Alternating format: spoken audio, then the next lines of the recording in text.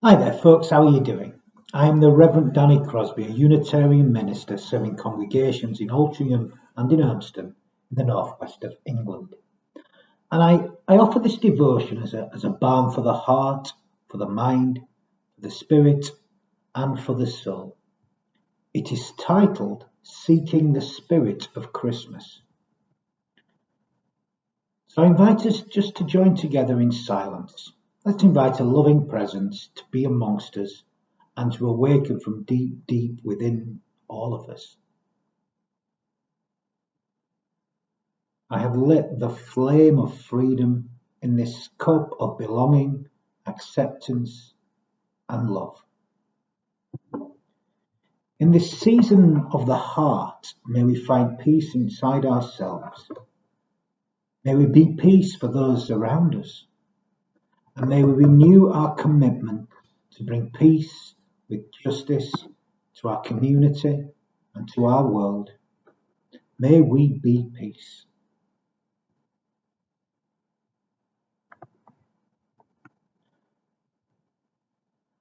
That Sunday, after I'd finished my third service of the day at Style, Kath Walker, a member there, said to me, "I feel like Christmas has begun now." And I heard others expressing similar sentiments over the weekend, actually. People saying, "I feel like Christmas has begun. I'm starting to get into the spirit."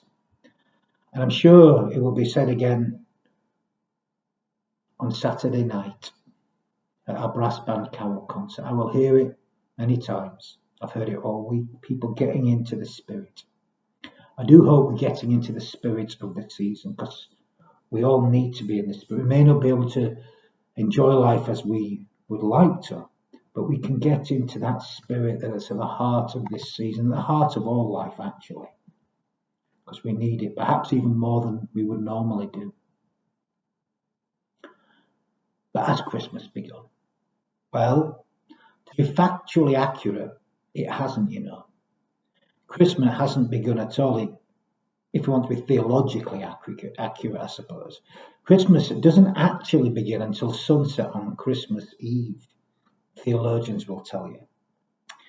I remember when I was a student minister, a rather humbuggy Baptist tutor, saying that throughout his career as a minister, he tried to stop his congregation singing Christmas carols in Advent. But you know what? He never succeeded. And I'm glad to hear so, actually. You see, Christmas isn't about reason and fact. Where are the glad tidings in that? Glad tidings of reason and fact. Reason and fact. Oh, glad tidings of reason and fact. No, we don't sing that, do we? We sing glad tidings of comfort and joy. Comfort and joy. Oh, glad tidings of comfort and joy. That's the spirit of Christmas, isn't it? Christmas is about heart, soul, spirit. It's not about theological correctness, factual accuracy. I don't think it's about either. Christmas, to me, is the ultimate universal mythos, bringing light and joy in the darkest and coldest time of the year, when we really need it. And I think we need it even more at this time, do we not? Do we need to believe in the theological or historical accuracy of the biblical accounts to believe in Christmas? I don't think we do. Anyway, you can't, because they don't even agree, do they? They don't tell exactly the same tale. But that said, what's at the heart of Christmas? What is the universal message of Christmas? What is the mythos deep within the story? Are you a hypocrite if you say you believe absolutely in Christmas, but not that the events took place exactly as they are described, or even at all? Do you have to believe that all this happened exactly as it was written to believe in Christmas? Well, I believe in Christmas, and I don't believe exactly, but I believe in the universal Christmas mythos. Mythos isn't about fact, it's about universal truth. Well, there is a deep universal truth at the heart of the Christmas mythos, a truth that speaks through every generation, a truth that's needed today in 2021 just as much as it was in any other time or place. Gosh, how I myself need to feel that spirit alive in my life. I need it, and I feel it. I do feel it. So yes, I believe in Christmas.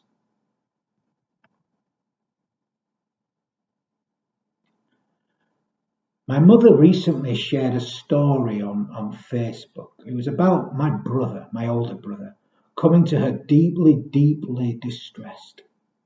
He asked her if Father Christmas was real.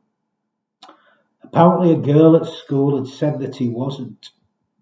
Now, my brother's nearly 2 years older than me, and I remember him telling me the truth, if you like, as he'd just learnt it that day, that evening. And I said to him, well, yeah, I know. I've known for a long time.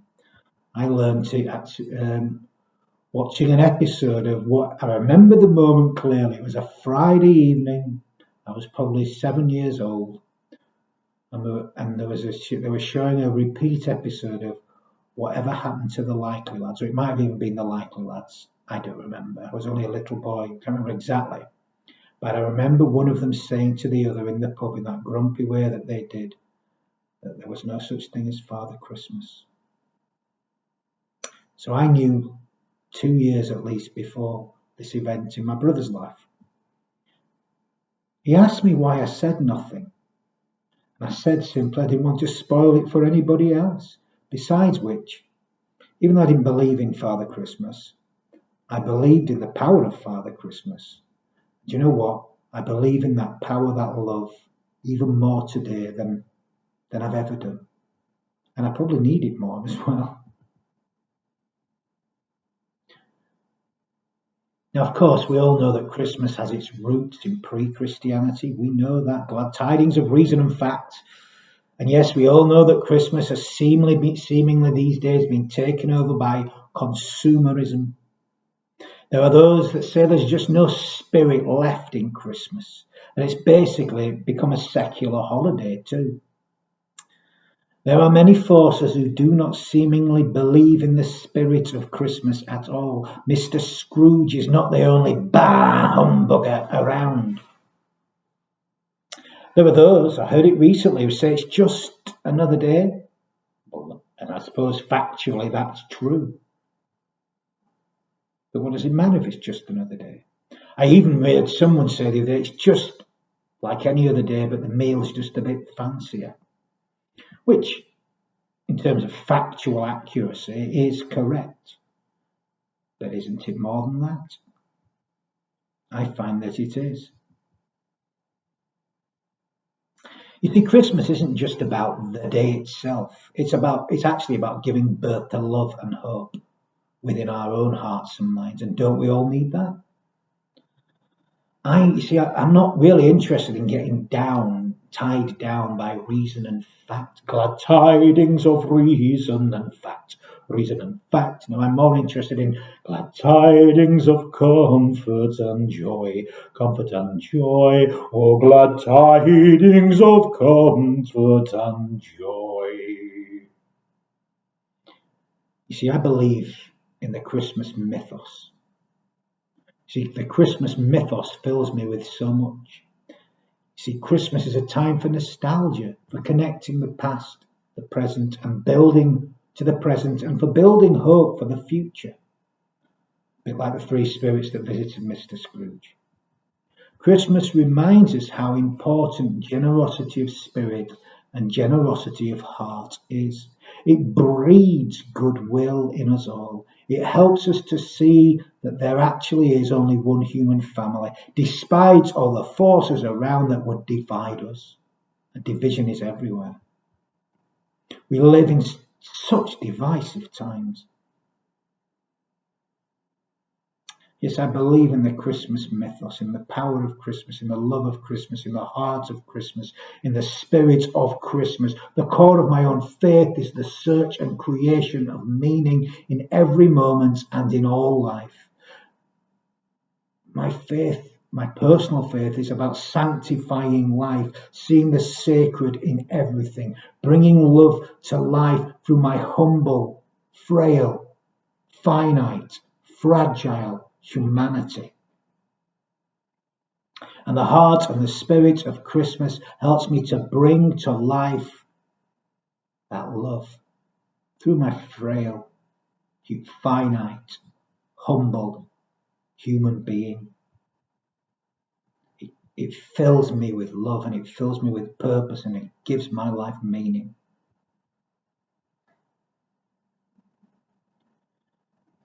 So Christmas is a time for celebration for me. I do like Ribena. Now the fact that Christmas allows folk to pause and slow down and pay attention is a cause for celebration too. Isn't this worthy of decorations, of light, of music, of celebration? Isn't the selecting and wrapping of gifts a symbol of generosity of the heart?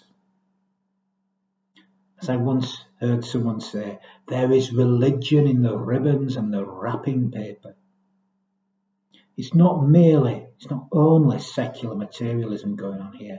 There is so much love that goes into the gift giving and gift selecting.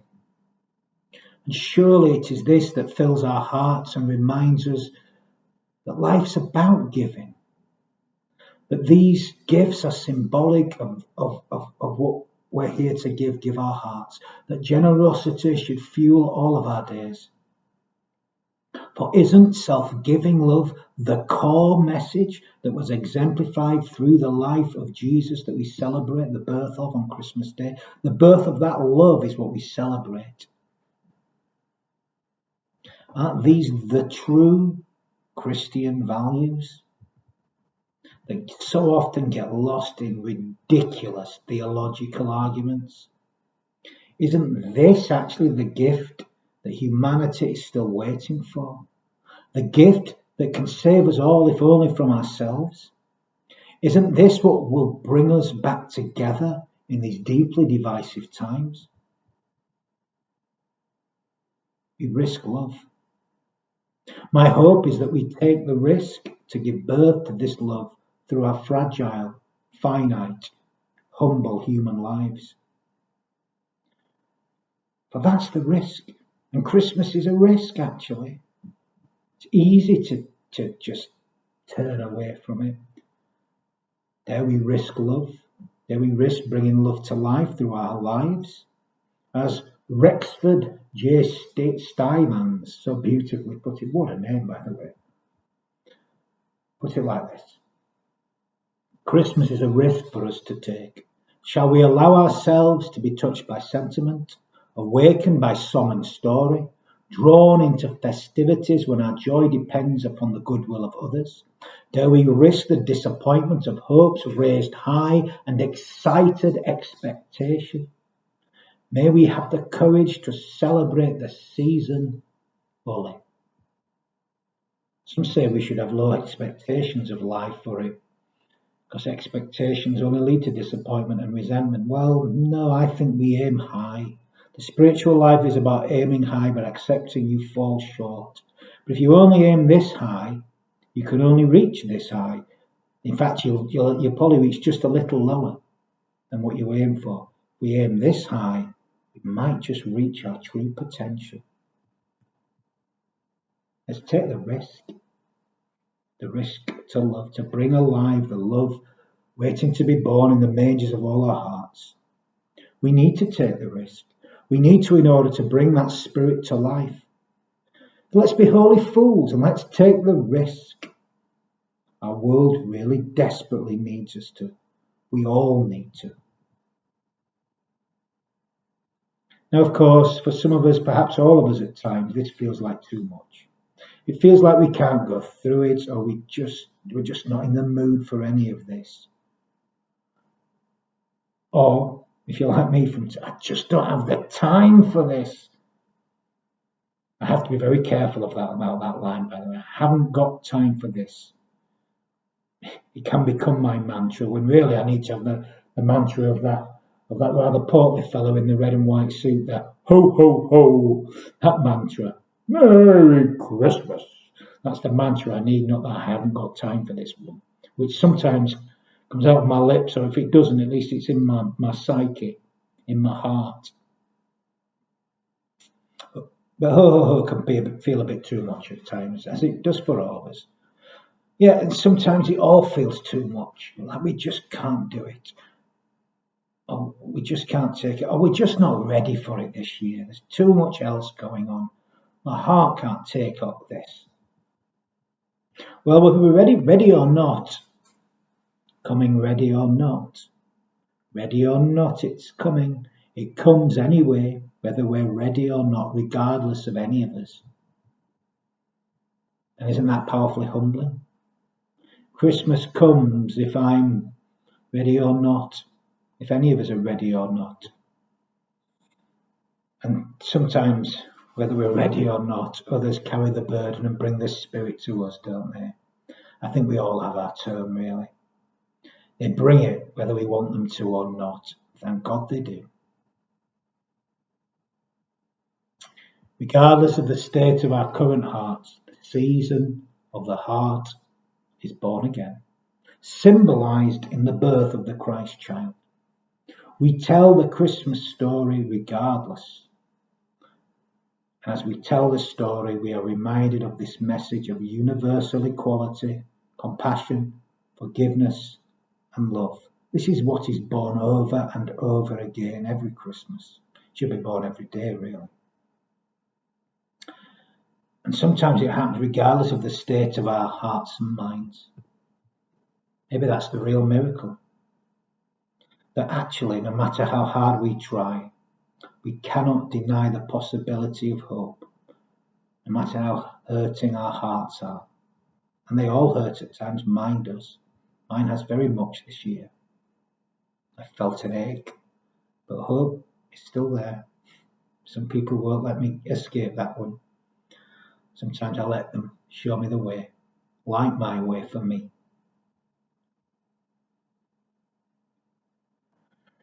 Here in December 2021, in the midst of so many troubles, don't we all need to contemplate the potential for peace and healing in our lives and in our world? Something is hard to find at times, especially in times of literal or metaphorical darkness, like the times we're living through now. Yeah, we deny it, and then what happens? It comes regardless. It comes as Christmas comes to remind us, and it comes in the hearts and lives of those inspired by the Spirit at the heart of Christmas.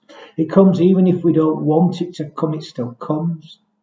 It comes and it saves us again and again and again, if only from ourselves, if only from our own despair. Hope is born again, hope born in despair. Maybe it's a fresh hope, a new hope, a despair. Who knows? And it comes, even if we don't believe we're worthy of receiving it. We are. I think the greatest gift if I could have one gift for Christmas, it would be that every one of us truly believed that we were worthy of receiving this love, that we were born from love, that we are worthy of love, that we are loved as we are, exactly as we are in this very moment. And isn't that the love that was born in the stable? Isn't that what that love said? Isn't that the love that can be born again in our own hearts when we give from our hearts? We all have our struggles. We all have our various griefs, our pain, our suffering. Everyone has. Let's not forget that everyone has. And let's also not forget that Christmas reminds us that light was and is born within each of us. Even in the darkest nights of our souls, it is born.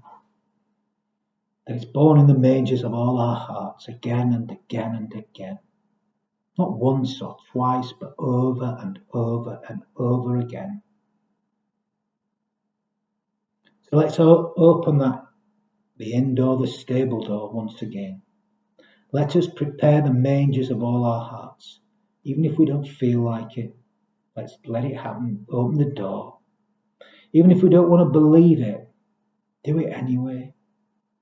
Listen to the story, tell it again, sing the songs, watch the films that remind you there is a love waiting to be born in each of us, and that we all need it, and that our world needs it too. To be born again and again and again and again and again and again on into eternity. Please never forget that each and every one of us are children of love, children of the universe, children of God. That in each birth there is this love, even if it seems so obscure at times. Isn't Christmas the ultimate reminder of this?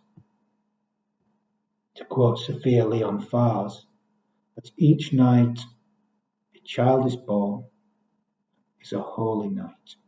That every night a child is born is a holy night. That love's always waiting to be born in us again. So, let's turn on those twinkling lights. Let's play and sing those songs, those carols. Let's buy those presents and wrap them. And let's invite the strangers in our midst into our lives. Let's keep the door of the inn open. Let's pay attention to the needs in our lives. And if we're feeling alone and afraid, let someone know and let their love flow too. For you are not alone, even though it can sometimes feel like you're completely alone. Because you know what? If there's one thing that unites us, it's that everybody feels like that sometimes. It's just part of being a human being. It's part of having a fragile, vulnerable heart. You are not alone in your sense of aloneness. We'll all feel it at some point. I do. I still do. The spirit of Christmas does something to us. There is a magic to it, a miracle if you like, that's more than reason and fact. Far more. There's so much more than we think and understand. It can't be quantified, it can't really be measured, but it surely can be experienced and known, but only if we let it have its way with us. All we've got to do is risk greeting the strangers, even the strangers within ourselves, more openly and a little more warmly. Keep that door open. Invite them in. Invite them all in. See, the magic of Christmas, the miracle of Christmas, is in the Christmas spirit. For it's this that enables us to open up to our true natures. Christmas is wonderful, powerful, and special because it helps us to become more comfortable about being open and giving. Its spirit helps us to give birth to the goodness that's waiting to come to life within each of us. That's why we love Christmas so much. It really reminds us of our true nature, not the one we've come to believe that we are, that everybody is. It reminds us that generosity is born in our hearts, at the core of our true being. We just forget. So we tell the stories to remind us. I'm telling you nothing you don't already know. I'm just reminding you of what you already know. And that's why we have to keep telling the stories. That's the universal mythos. It reminds us of, it touches that place at the core of our being, because it is the core of our being. It just needs to be reminded to be born again. So let's journey on through this Christmas season and truly open our hearts, and let's engage in this spirit. May our hearts open wider at this heart of the year. May our experiences deepen as we remember to slow down as we rush through the busyness of our days, People in my work need to remember that the most, actually. May we know the true gifts of this season, gifts of love, compassion, and deep, deep acceptance. May we bring the spirit of the season alive. And in so doing, learn to make it Christmas in all the days that are yet to come. Let's give birth to the love. Amen. So I'm going to end, as I always end these devotions, with some words of blessing. Gosh, we all need to bless. We all need to be blessed. And we all need to bless more. And you know what? We can all bless. We do all bless. We bless when we give our whole hearts and our souls to one another and to life. When we give ourselves away, we bless others, and we are blessed in so doing. So some final words of blessing.